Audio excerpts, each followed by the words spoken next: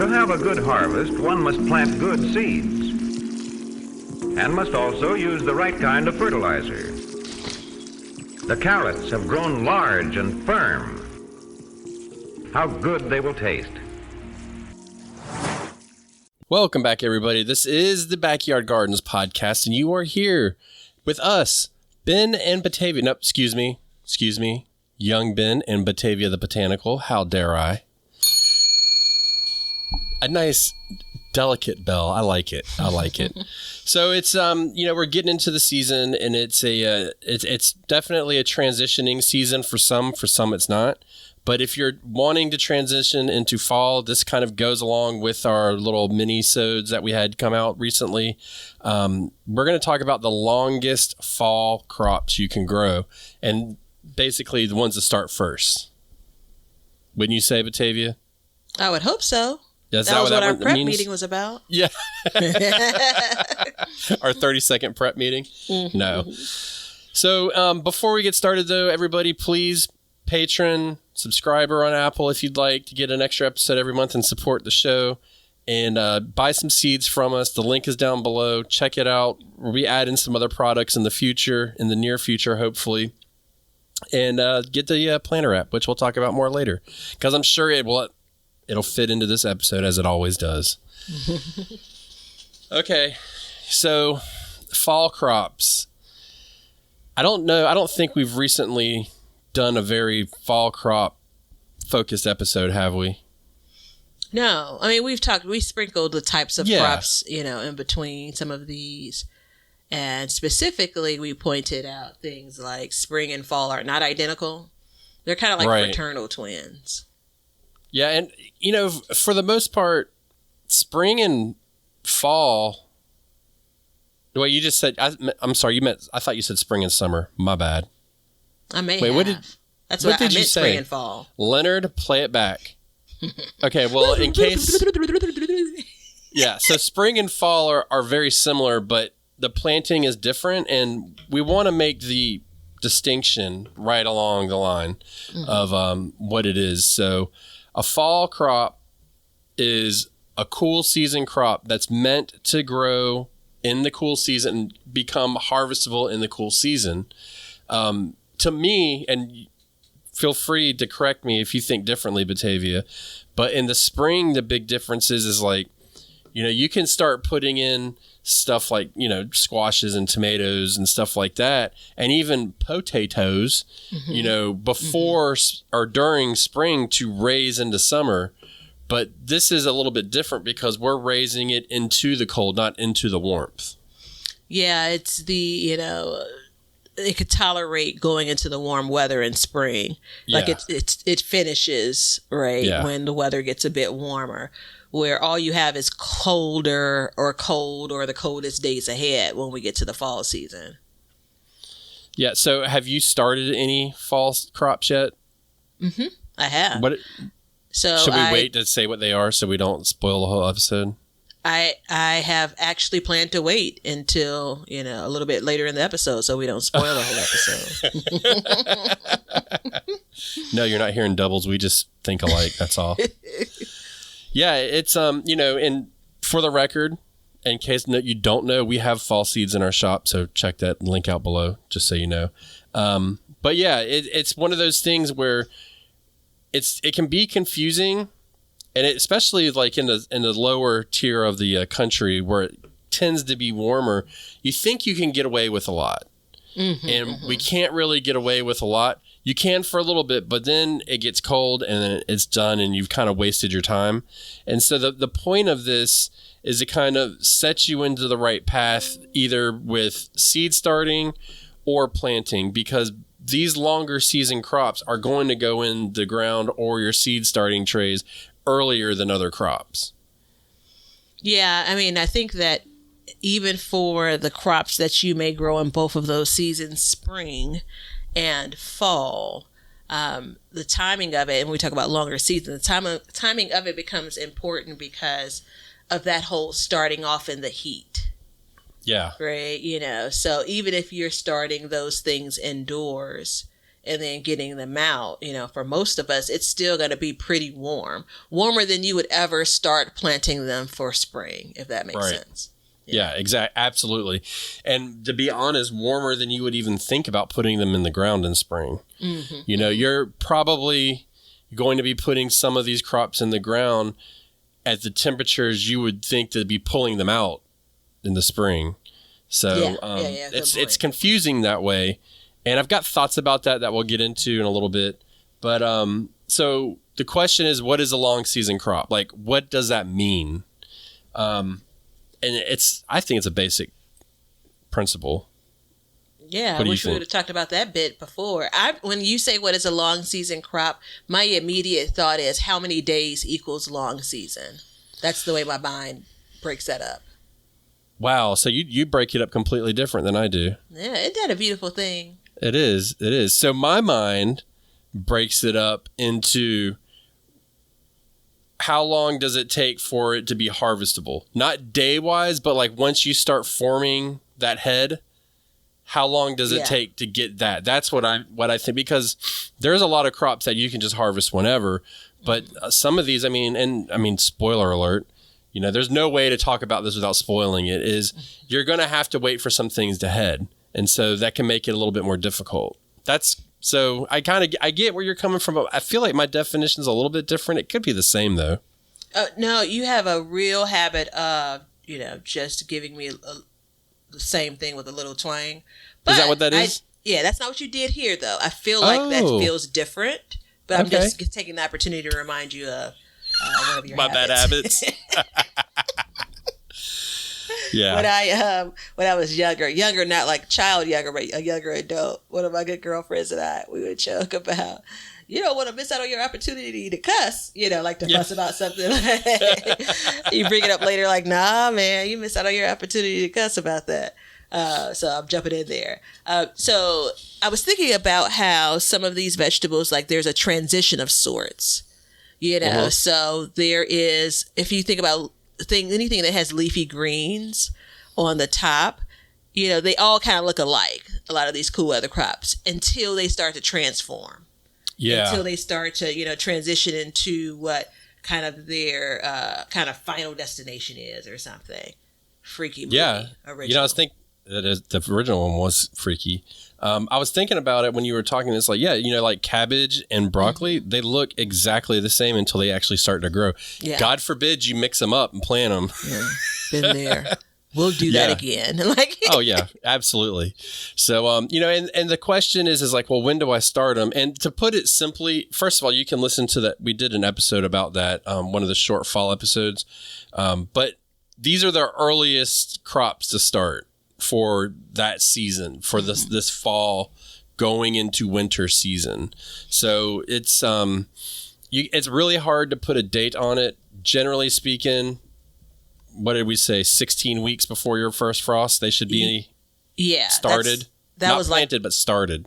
A line that you kind of drew was the 16 weeks. Right. And you broke it into 8 and 8, right? Right. Yeah. 8 inside, 8 outside, basically. And we need just to clarify, our season extension for us is anything outside of your frost date. So anything before your frost date growing or anything after your frost date growing, that is season extension. Okay. Wait, hold on. That's the growing fall season. Frost date. So your first frost date through your spring frost date, right? Like those are the moments of season extension. Yes. And from fall into spring. Yeah. And then from your first frost date from your average last frost date in the spring for us in the U.S. through your average first frost date is what we're calling the growing season. Yeah, that's your overarching growing season. I want to do this. There we go. So on the mini-sode, on that smaller episode, we, the shorty, it was a really pathetic bill.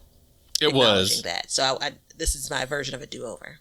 Yeah, it's, it's one of those things too. It feels good to be consistent with something for once. And it's, I'm going to say why, because this conversation and a lot of the conversations we'll have for a while are all going to be about this. And season extension is a big part of this, but season extension a lot of times is thought about as like a structure. Mm-hmm, and I don't think that's fair to people, because knowing when a plant can and can't grow and when it thrives and what you can get away with, you're automatically doing season extension to an extent. And so it takes away from it, and then adding in a structure on top can extend it even further. So that's like your season extension is starting to add structures. You know what I mean? Mm-hmm, yeah. Because a lot of these crops we're going to talk about, you will grow them through your frost. So you will automatically be extending your season. And I think that's a beautiful thing.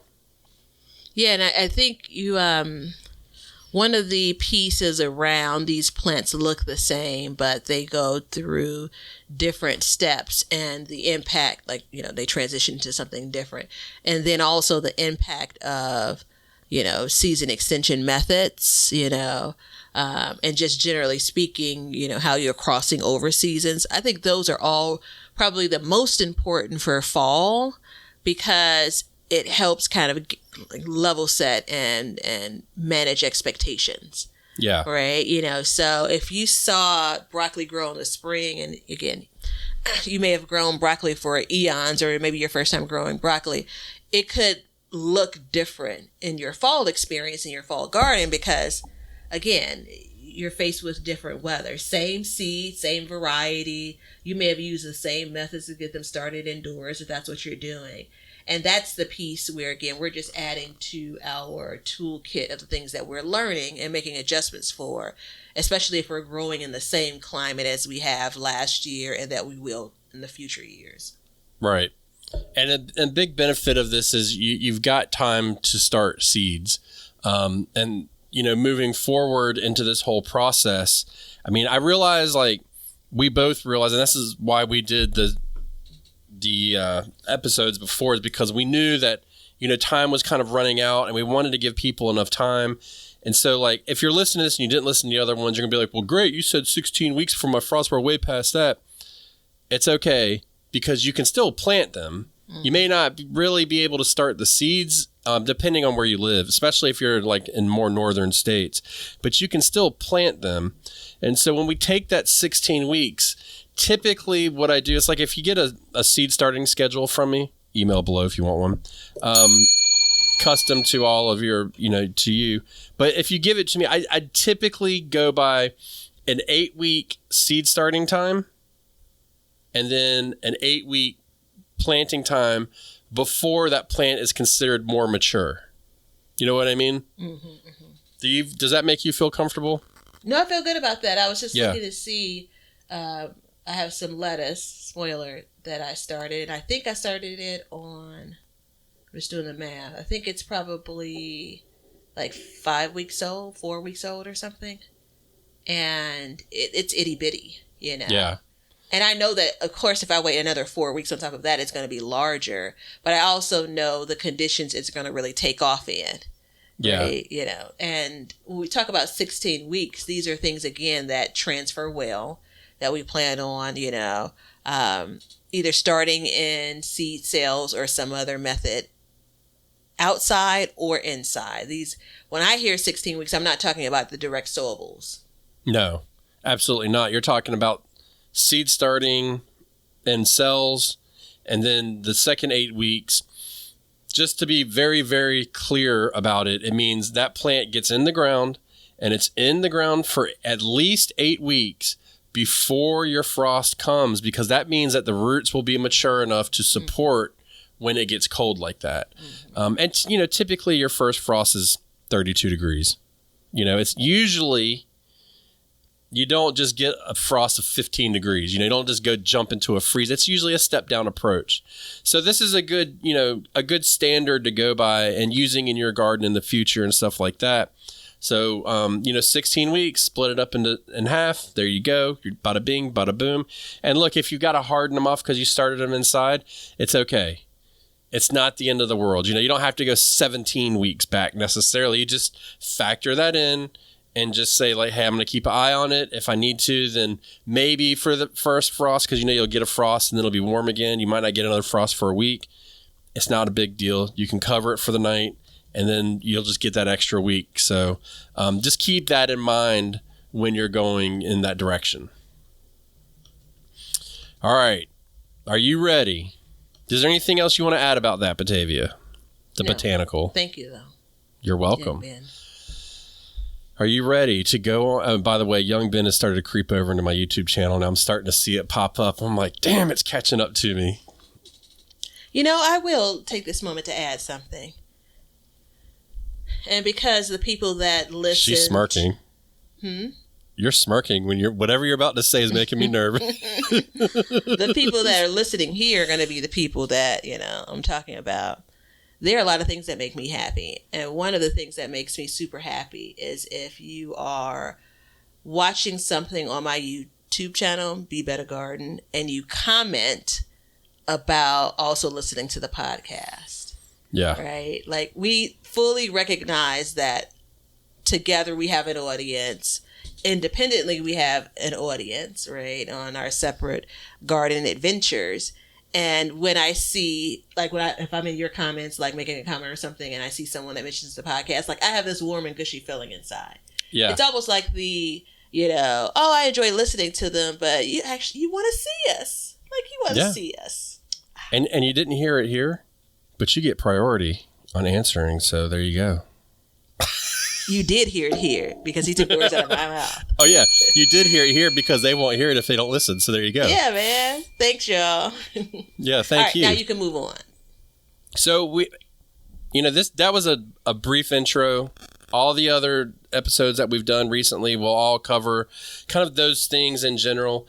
But we need to talk about what are the crops. And then hang in there because then we're going to talk about protecting them. Because there's a time when to and not to protect them. So, Batavia? Yes. Why don't you give us the first crop? Don't give us a family either.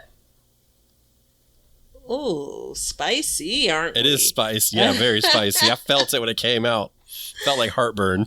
I'm going to go with, and look, this is going to be exactly what he doesn't want, but this is what happens when you ask leading questions. Rutabagas. Yeah. My light just went out. Can you see that I'm totally dark? I see your silhouette. Yeah, you see it looks There was a whole creepy. TikTok challenge about this a couple of years ago. I'm starting to get uncomfortable. What, a silhouette challenge? So, yeah, rutabagas are, and I don't know why you stole mine, but...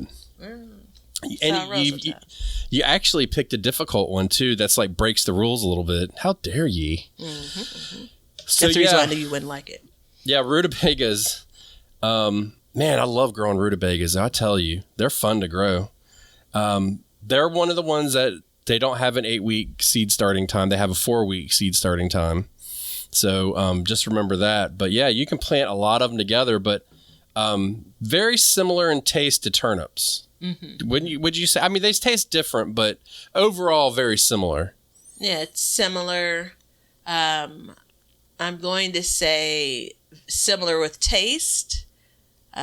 Maybe I describe rutabagas versus turnips, like turnips are a little bit more solid, if that makes sense, versus rutabagas. No, obviously when you go to full size, rutabagas are larger. You mean, what do you mean solid? Like when you cook them down, you cook them, you don't eat them raw, hell yeah, right? I don't. No, ma'am. Yeah, yeah. And so I'm picturing like the texture, like rutabagas break down a bit more than turnips in my mind. I think it's opposite. I think you're right. Yeah, turnips are more watery. Yeah, you're that's right. That's why we switched over to rutabagas from turnips. Mm-hmm. So yeah, and plus the difference in them is right now in this conversation, turnips aren't on the long season crop list. Yeah. So, but yeah, they get a lot bigger, so they take a lot more time, and they can grow right up through the frost.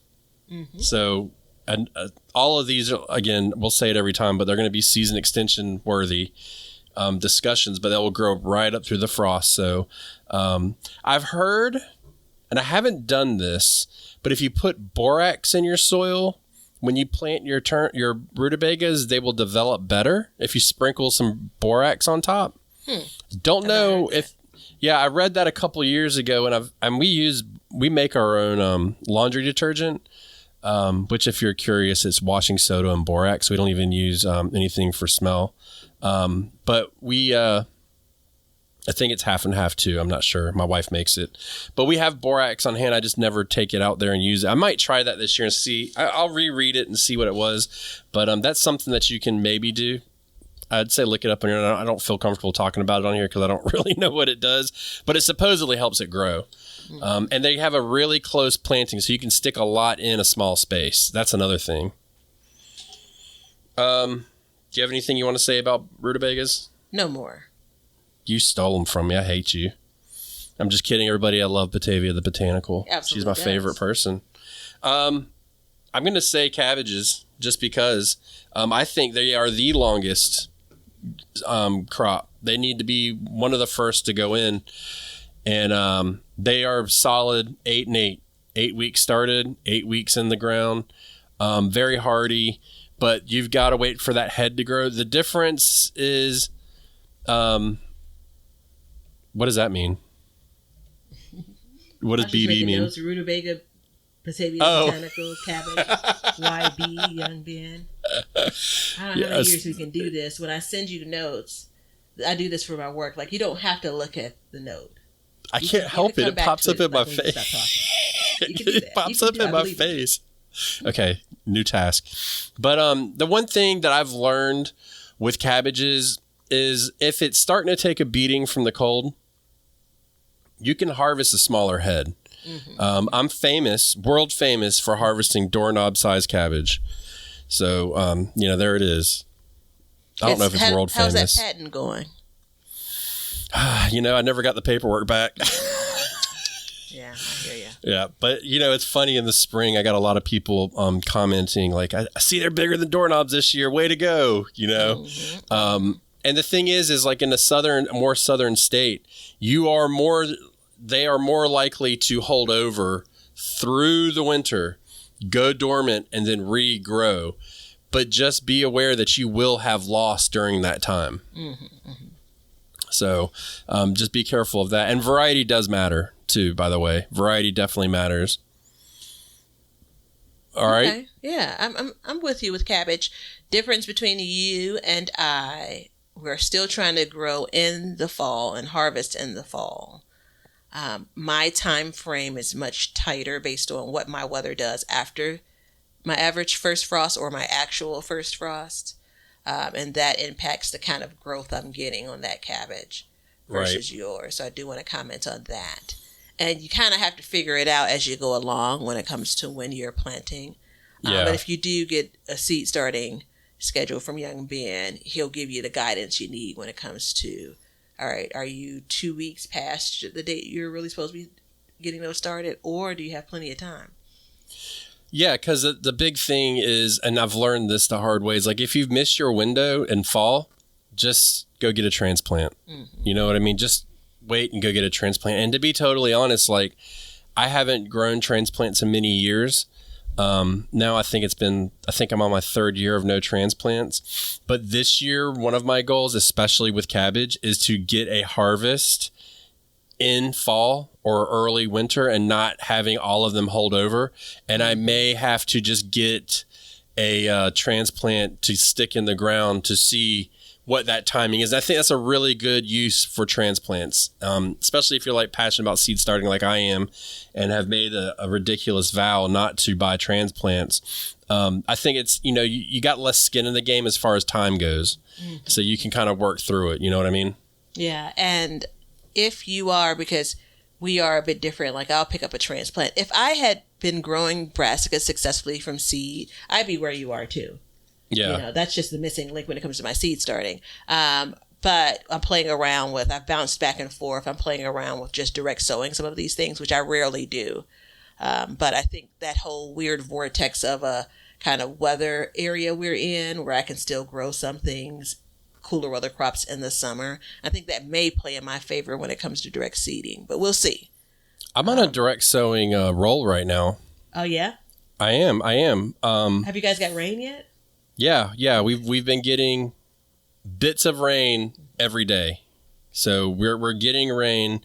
But this year I have started 2 beds of corn, 1 bed of buckwheat, and all of those are growing. Like they've germinated, they're good, they're doing their thing. And then we just did the hardest one, parsnips. So that's the hardest one that we do. So we direct sowed those the other day. So we'll see how that goes. But yeah, so far I'm on a roll, man. And I'm starting to think like maybe I need to do some more direct sowing. Like I figured it out. It's just, we'll get into it when we get past it. Let's get another one in. I think that because I took your rutabaga, I think that you took cabbage because you knew I was going to come in with cabbage. And because we're clearly in a tit for tat now, I'm coming back around with Brussels sprouts. Oh, man, you're so rude. So that whole preamble was like to be very clear that, yes, I'm absolutely being rude. I'm being petty. I didn't want there to be confusion around that. No, Batavia sweet. Nope, nope. So every bit of that, yeah. We'll tidy this episode the petty episode. I'm cool with it. So do you grow Brussels sprouts? I've tried to grow Brussels sprouts, and I grow the plants. Okay, so you don't get the harvest. I've not done very well on the actual production of the harvest. I've only ever grown them starting from spring going into summer. I think Brussels sprouts, and if you all are like in the Midwest, if you're in Illinois or more specifically even in Chicago, I'd love to hear from you if you're over on the Facebook page, Backyard Gardens Community Garden. I haven't chatted with many other gardeners about their success. I feel like I've read cauliflower, about this for cauliflower for sure. The difference between what does better in the spring versus the fall, or the fall versus the spring. All of that said, I think Brussels sprouts may do better for me for the fall garden compared to spring. Same thing for cauliflower. I think, so Brussels sprout, I originally said that cabbages are the longest, and I was 100% wrong. I think Brussels sprouts are for sure. It's not an option for us to grow in the spring. I don't believe. We're going to find out this year. I'm going to give it a shot. I'm going to see what that means, but I don't think it is, and I don't really want to put too much time into it in the spring season. But it's definitely a long season crop, and I don't know why. I don't get it. It's not forming a big head. Yeah. It's forming a bunch of little heads. My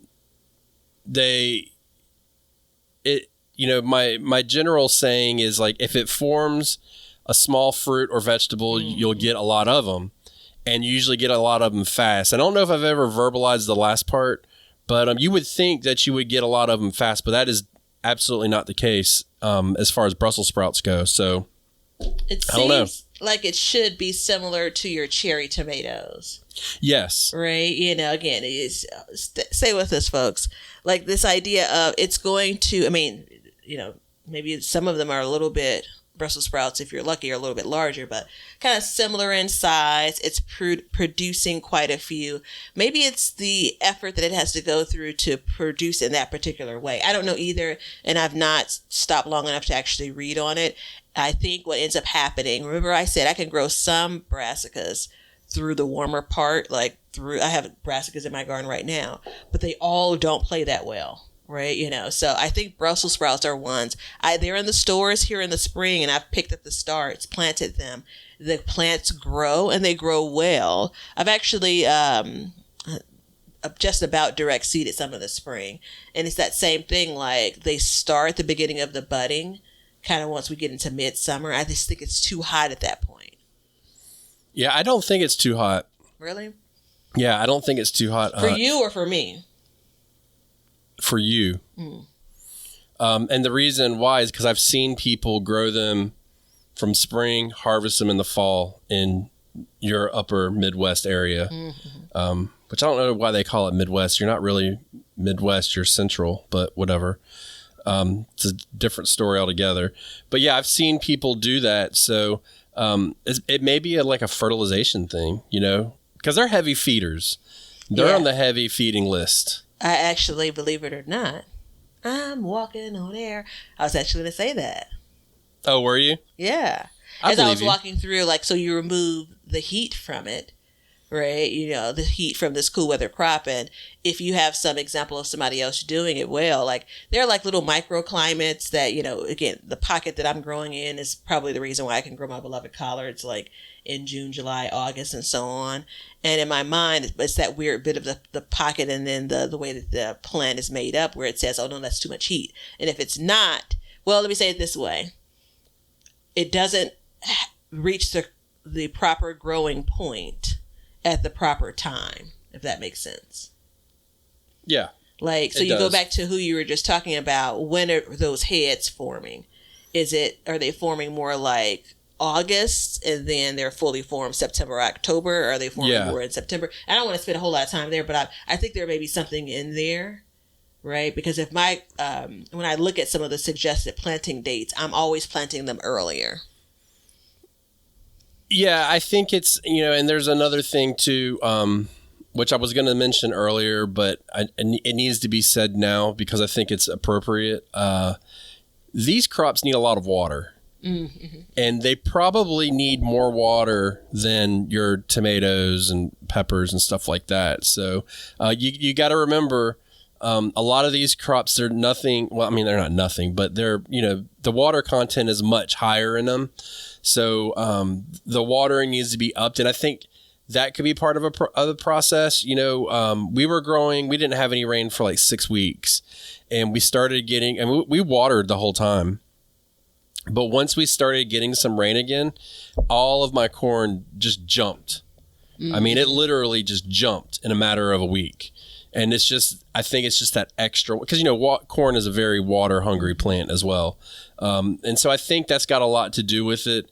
And it's, you know, it's one of those crops too. Like if you grew it in the spring when they sell it and you grew it throughout the summer, I would imagine that adding shade to it would be a big help as well, just to kind of help a little bit. Because I know it can get hot in Chicago. I mean, I know you're having a cool spell now, right? Mm-hmm, yeah. Yeah, well, you know, actually, it's more like normal Chicago summer. Okay, well, that's like, cool for summer. When we started recording, I had like layers of clothes, and it was like the concern on his face, like, is everything okay over there? Like a sundress and like a jacket, and it's like, well, no, I was too warm, but you know, I'm going to walk into a place that's cool later, so I want to carry it on. No, it's actually pretty nice here, all things considered, weather-wise. Which there's always something to worry about in the garden. So this probably will work well for my fall, but I'm looking and saying that my summer crops that are still left, a little bit off of a tangent, they're like, we want more heat. We want more heat. You know? Yeah. So, yeah. Yeah, it's one of those things. So it's like trying to balance that act. So like for you, like when I plant my Brussels sprouts, they 100% going to need to be in under some shade. You probably can get away with it. And if you don't plant it early spring, I mean, I would imagine like midsummer would be a good time to plant. Just add shade, you know what I mean? Mm-hmm. And just as a, I feel like we may not have covered this. You tell me if you remember. But either way, we'll say it again. So sometimes the starting indoors, it's related to the weather conditions outside being more of a challenge for the thing that you're starting. But sometimes you just don't have the room in your garden at that point when it comes to where you want to set up your seeds to start, or if you want to direct sow, right? Like you may be waiting in line behind something to come out of your garden or out of a container before you can actually plant in that space. Well, it's kind of like, it's like almost like cheating the system, I think, for fall, because you're exactly right. Like right now, if I wanted to direct sow, I would have to pull everything out of my garden, you know, and I have my garden is like almost exclusively long season crops at this point. Mm-hmm. So, you know, it's a tough battle in space, open space, closed space, harvesting and stuff like that, which is exactly the place you don't want to be coming into the fall season. And that's why starting the seeds elsewhere, inside, outside, in trays, whatever, will definitely help. So, because, you know, when I start thinking about it, and I can't believe neither one of us said it, I think neither one of us want to say it, but broccoli is one too. And it's a delicate one though. And I think it's the most delicate one of them all. Would you say that? Delicate as in sensitive to the conditions. And yep. So, my big question is, and this comes from, and I'm actually starting to get a lot of questions about this. And just so everybody knows, I'm working on, I won't have an answer until after this year, but I'm working on it because I'm curious too, does a plant have to be a certain size before it bolts, and not all of them are the same. You know what I mean? Like I've seen lettuce that's a sprout bolt. I've seen it happen. So I know that like lettuce can do that. But like for broccoli, it's kind of one of those things. Like the question I have is it going to bolt before it starts to form a head, or does it need to actually form a head and then it triggers that mechanism for it to bolt? That's the question that I have ultimately. And I have looked and read, and I cannot find anything anywhere that is substantial evidence either way of it. I hear a bunch of hoodoo about it and people, some bro science, but I have not seen anything that's like, if their plant isn't heading, it is not going to bolt. Like I have not heard that, because that would help a lot, because then you could kind of figure out, okay, well, what's the optimal time before it starts to head, and then what are the conditions that meet the requirements for it to bolt, so I don't really know the answer to that one, but I feel like broccoli is one of the most sensitive, and I've seen some pretty small broccolis bolt before. Yeah, I think that or when is it prematurely putting on the head that basically is going to end up bolting, right? I love the idea of I'm envisioning this as kind of charting the stages of the plant growth, right? And so when do you insert the bolting effect, right? And it's premature bolting, right? So at some point, in year 2 of that plant, if it's still alive, that's going to happen anyway, right? The natural occurrence of things. Broccoli is tricky. I'm going to say this, and I almost want it to be erased after I say it. The things I've come across along the lines of when does it bolt, does it need to form a head, it implies that if the head starts to form in cooler weather, then you're better off. Like the likelihood of it bolting is slim. But this is just, it made sense when I read it. Like I wouldn't like bet the farm on it. Right. So if that was, and I tend to agree with that, especially with cabbages too. I think cabbages, you're pretty safe until they start to head. And I think it can kind of go either way. But, for us in my area, we live in the heartbreak zone. So it's hot, cold, hot, cold. So that is a perfect mechanism to make something bolt, which makes broccoli very, very difficult to grow. That being said, it's also very hardy, so it can grow much longer. You had mentioned earlier in your garden that it was, what'd you say? That it was easier for me to grow into the fall. My climate was much more favorable. And that is true, but the problem I have is not the weather necessarily, it's the amount of sun. And it's specific to me because of the amount of trees around my property. And so it gets a lot of shade in these later seasons. So it's one of those things where it's like, it's a hard battle. So it keeps it cooler, but then there's nothing to feed the plant as far as like sunlight goes, so it's kind of one of those things where I've got to get it in the ground so that it can kind of finish up and work its way through, because we're getting into the days now, and it's always shocking to me how much sunlight we lose this time of year. So I did, Ben loves this stuff, and we both recognize it's kind of like a lot of people hear it as a snooze fest. But you all know my favorite site. And for those that don't, I won't leave you hanging. Timeanddate.com. Like there is a sunrise, sunset. If you do like sunrise, sunset, timeanddate.com, you could probably pull it up. And I have a buddy that I've worked with years and years ago, and like our annual texts are around this is how many hours of sunlight we have. So just a quick comparison, April 1st, I have just about 12 hours and 45 minutes of sun. So think about that in the spring. And November 1st, which is where my average first frost date sits, it's just about 10 hours and 20 minutes. That's a big difference. And you put anything with shade around it. And not to mention you're losing a minute of sunlight every day, and it speeds up the closer you get to the solstice. So you'll start losing a minute, 10, minute and 20. And I think it's upwards in December. I think average is about 2 minutes a day you lose.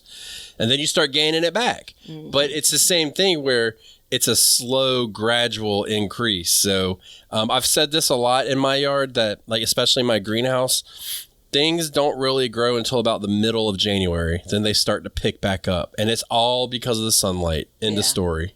And that's not to confuse the amount of sun that is shining down to, like, the heat that we're trying to kind of plant around and beat. Yeah, that's right. For this purpose, those are two different things. All right, my next one is, and I'm going to put it smack dab in the middle of this list because it could go shorter or much, much longer. It's carrots.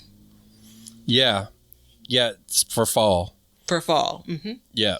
Yeah, and that's a tough one too because it won't germinate if it's too hot, but you got to get it to a certain size. The way that we do it in the South is we plant them in the fall and harvest them in the spring. And I don't think I'm going to do that this year. I think it's a little too cold where I am for that. I just don't feel like protecting them throughout the summer. So or through the winter. But yeah, it's that's a tough one, man. And it's a long season too. Yeah, I keep on. I put this back in the spring. And again, I'm not trying to be confusing about the seasons, but back in the spring when I planted my carrots, I put I used this galvanized welded wire for different things in my garden, trellising. I use it as a barrier for different, animals that visit. And so I knew it when I did it. I basically put it on top of this really like 4x2 or 2x4. You do the width first, 2x4 small bed. And I knew it. I said to myself, well, how are you going to check on the carrots? And when are you going to, it's basically these 2-inch holes. And now I'm trying to check to see are the carrots ready. The tops look wonderful, but it's not as easy to check to see if the carrots are ready. And that's kind of the difficulty when it comes to something like a carrot, even with like a rutabaga, or, if you talk about turnips, which is again further down on the list because it's not like a really long length producer. It's easier to tell if you're getting some size on something like a rutabaga, right? It's easier to tell us if you're getting some size on something like, a turnip, again, on the shorter end of it. But carrots, it's like you're looking, and sure, when you see the shoulders of carrots, most times they're ready. But what about those weeks before those shoulders are produced or showing, right? So carrots, sometimes they're advertised at 75 days. Sometimes we look and they take well into 100 days, Yeah, I've never had carrot shoulder. Never. So it's a interesting part of it. But yeah, I've never had carrot shoulder. You're looking at me like that's some did I walk into some backyard gardens after dark? Is that like some dirty reference or something? Carrot shoulder? Well, it is because I've never had it happen. So I hear people talk about it a lot, but it's never happened to me. I've never experienced it. I've tried. I've looked. I don't know what it is, but I've never had that. So I wonder maybe if it's your soil makeup. It may be. It may be. Especially in the wild garden, which will no longer be there this year, but that's a topic for a different day. And then going into, I'm trying to think. I'll give you I thought that we were about done, but a bonus one would be like peas, because they've got to grow up the trellis, and then they start to flower. So, and they are, especially like a snow pea. Snow pea. You know what I mean? Like, listen to the name. So it can definitely produce, but in my experience, it doesn't produce as well into the fall as it does the spring for me. It may be different for other people, but for me, it doesn't. So I've actually seen some gardeners around my parts say the same thing. And each year I miss my spring planting for peas. I'm like, the fall is going to be it. And I'm hoping that everyone that I've heard say their peas do better in the spring. It's just not me. Yeah. My garden's going to be different. So, let's do, that's the basics of the long season crops. There's not really a whole lot of long season crops, but I feel like they're really important crops, don't you? Mm-hmm, yeah. And just to level set, we didn't name something like lettuce because, I mean, outside of a heading lettuce, right? You know, like an iceberg or any of the other ones that are really producing a true head, you know, you can harvest them at any point. And so, you know, it's hard to say that they're a long season crop per se. So that's the reason why some of those other veggies aren't on this list. I've never grown a heading lettuce. You've grown romaine before. Wouldn't you consider that a heading lettuce? No, I'm talking like iceberg. Like a round head of lettuce. Yeah, like a round head. I've never grown a head of lettuce like that. Not interested either. I don't really like iceberg lettuce. So, but I would imagine just the difference in content, like it would be super, you know, water, like hungry plant.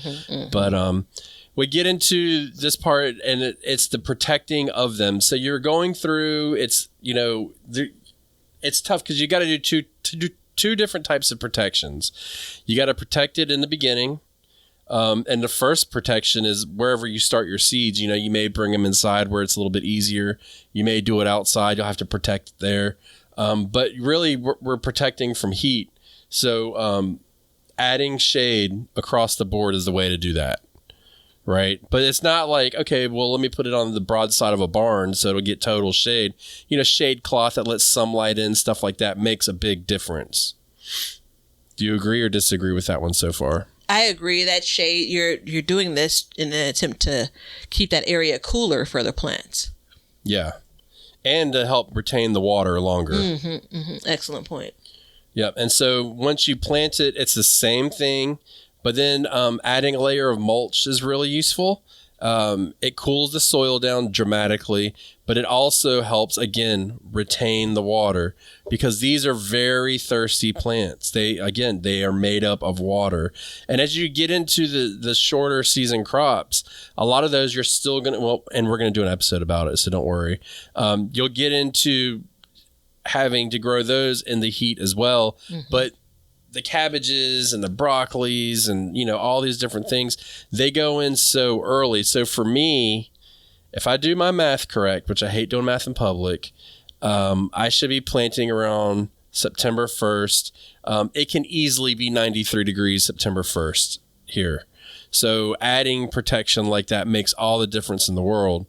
And last year I added protection and I had an overlap and everything that didn't get protection dried up and died. End of story. Yeah, that's the we were part of the pause around, or maybe the slow to move around fall plants. It's just a different level of care. Yeah. You know, based on the type of plant that you're growing, like the things that like cooler weathers, they want their roots to be cooler, right? You know, versus the actual conditions you're planting them in.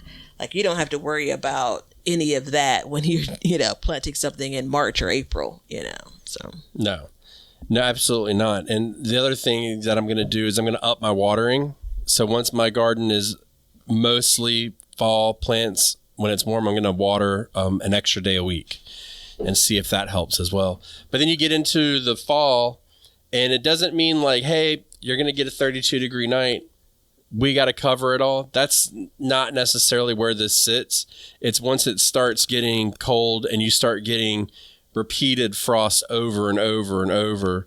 It's a very good idea to add some kind of structure over it to further extend the season. Because remember, by the Backyard Gardens podcast standards, if you are growing after your first frost date, your last frost date, your first frost date, you are extending your season. So this will further extend it.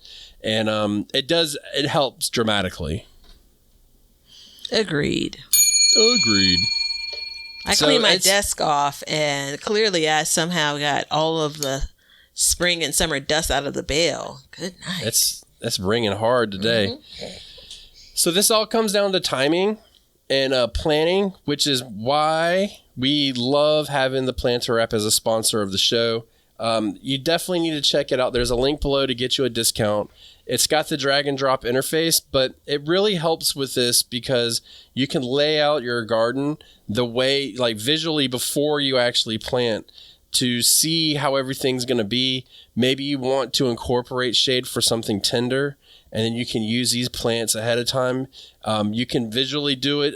One way I could envision doing this for this purpose exactly is going through and having like an open plan on there, bunch of empty beds, whatever you have, and then go through and say like, hey, when I plant, let me come in and then put in my grids where what plants are, like I put my cabbage in, and then you can kind of follow it by there. You can put notes in there, so you can put in like, you could pre-mark your rows and say, hey, this row is going to be cabbage, started on this day, and then kind of go down the line. It's really useful for that.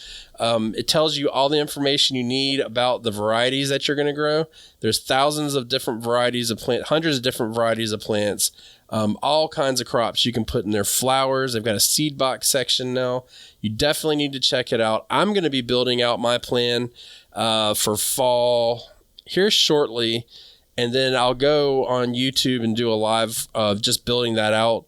So if you guys want to see the app in use, go ahead and come see that. I've done it before. You can see the old videos, but it's very useful, and you can save them all, refer them to the next year, see the combative and companion plantings. It's really helpful. It's available in the Google and Apple store. You can use it on your phone, tablet, or PC, and you can use the link below to get a nice discount on it. So definitely check that out. That's called the Planter app, the PLANTER app. No, Peter and group, you deserve more.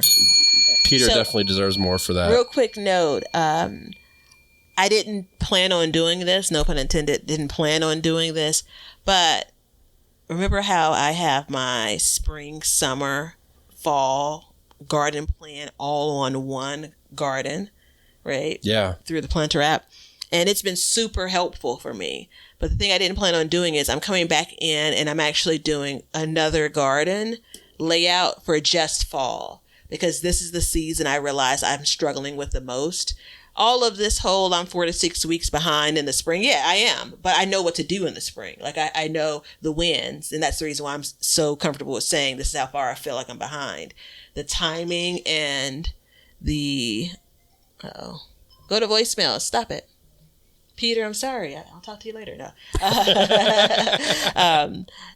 I want to be able to zone in on, all right, this is what fall looks like. So I'm not necessarily like doing the full, like, oh, these are other crops that were still in the garden. This is all about when I planted this lettuce head, or this lettuce transplant, when I direct sow these things. Like I want to track that more closely, because I feel like that's going to help build my next year's fall garden. Yeah, it definitely will. And I mean, it's just a tool to put in your toolbox to further help and refer back into the past. Well, that being said, since we talked about the Planter app, I think we need to do the question of the day. And this one, I think is, I haven't heard a lot of people talk about it this year, so I'm happy that we got one for it. This one came to the, actually it did not, it probably should have. But if you want to send us a question, you can send it on bygquestion@gmail.com or use the Facebook group Backyard Gardens Community Garden. But this one comes from Melina. Hey, Melina. Hey, girl. I felt like that was the next thing to come out of your mouth, so I just added it. She that says, was the smile. Yeah, that was the, yeah. A longtime listener and first-time email. I hope you're well. I am well, thank you. Over a year ago, I heard you mention the above worm, Asian jumping worms. Do you still come across these creatures? Do you have an idea of how they got in your yard? I live in Maryland, and there are places in my yard where I know they are. Could you tell me how to coexist with these gross things? I started to shovel any I find into an old mulch bag and placing on the curb on my trash collection days. Take care and thank you, Melina. Do you have Asian jumping worms? No, and I was about to get in my feelings. You're like, I hope you're doing well. And you're like, I am, thank you. And I'm saying to myself, Melina's talking to us. And then she starts asking about Asian jumping worms. And I'm like, she's talking to you. Yeah, because she says, hi, Ben. So, yeah, Asian I'm never jumping worm. offended. I know that you really mean hey to both of us. Of course. But you've never seen them in your yard at all? I was trying to look to see, like, without interrupting the recording of the podcast. I don't think I mean, they actually jump, right? Yeah, well, I mean, they don't jump like with feet, but when you shove them up, they wiggle a lot. You're really testing me here. Well, no, because I feel like, that would be terrifying if a worm like jumped 8 feet high, 6 feet high. Like, how like grasshoppers hop, right? Grasshoppers, right? Yeah. Is it like that? No, they wiggle a lot. So when you stick a hoe in the ground, you drag it back, and they're kind of just shaking around. Nope. I mean, I either have never had them, or I have the laziest jumping worms, because mine, I'm looking at it now. Nope, mine doesn't do that. Yeah, so yours are just earthworms, which is what we all want. So the problem with the Asian jumping worms is they prey on our earthworms. And then they're invasive, so there's nothing to kill them here yet. I don't know if there's been anybody studying about them or anything like that. They came to America by their cocoons being in soil and mulch and equipment and potted plants and people's shoes and stuff like that when they come from out of the country. So that's why you have to fill out like a declaration when you come back from, being out of the country, because they try to stop things like this. So it's in our soil. Nothing can take care of it as far as naturally. And I haven't seen anything yet that's like a product that you can add to your soil. Now, that being said, I don't recall seeing any Asian jumping worms this year in my garden, but in previous years, there were a lot of them. And I've heard a couple different things. People say, like, first thing, just like Melina's doing, is removing them every time you see them. I mean, you're definitely trying to like empty out the population, but they're clearly going to come back because nothing's feeding on them.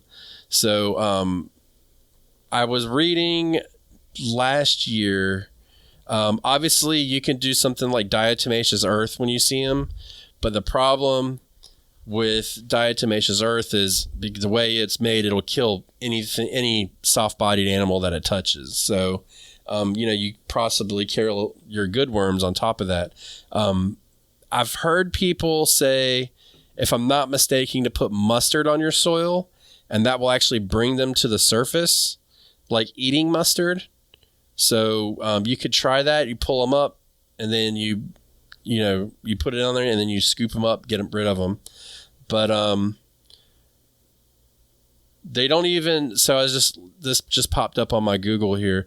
They're not even active when the birds are feeding, so the birds can't even help take care of them. Like they figured it all out. So yeah, it's really bad, but you just deal with it. There's nothing you can do, so you just keep planting, keep feeding your soil, because the problem is they take your soil and they extract the nutrients from it, and then their poop isn't worth anything, like worm castings and stuff. It's no good. So it's just one of those things where you just have to keep adding your soil to it. Good? Yeah, I don't know. I don't know if I Does really it want gross to you give out? that one a bail, but No.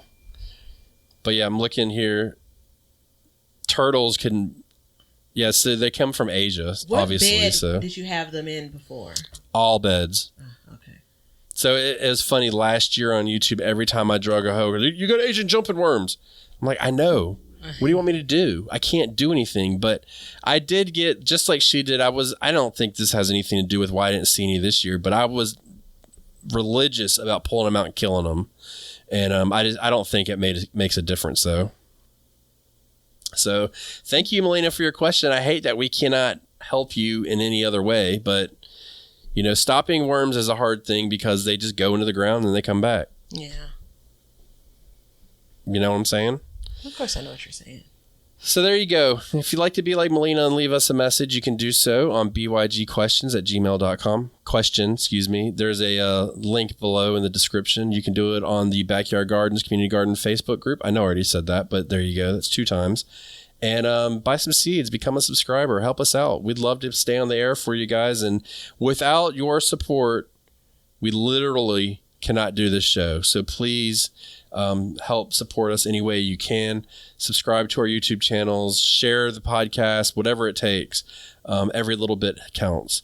And with that being said, everybody, there's one thing that we're going to continue to do on this show. We're going to always learn to grow, but we're definitely going to grow for change. See you in our YouTube comments. Now you know why people feel like celebrating at harvest time. All over the world, people have feasting and good times when the crops have been gathered in. Well, we hope you enjoyed the show, and thank you so much for listening.